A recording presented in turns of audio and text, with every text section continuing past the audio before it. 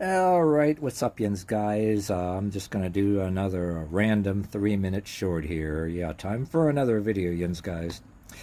So here it goes. This is about one of my fondest memories of people who called out the far left and their history of supporting violence while claiming to be against it. Selective outrage, selective empathy, and all that happy horseshit.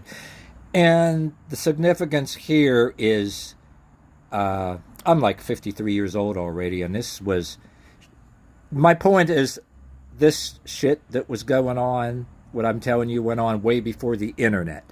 Okay, and my fond memory of was it?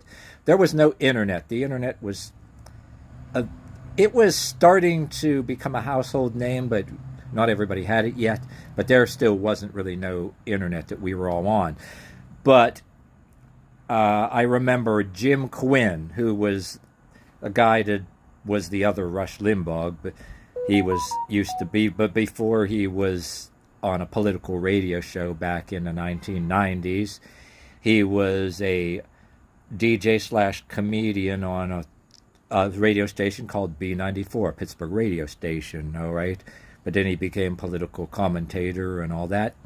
And I remember he called out this shit before the internet, and I remember he was really losing his shit when Rolling Stone magazine was glamorizing the Boston Marathon bomber and literally the front cover of the magazine when it's supposed to be a music magazine. That pissed me off too. That's supposed to be a music magazine, and they had a glamour shot of the Boston Marathon bomber on a rock and roll magazine. I had no use for Rolling Stone ever since.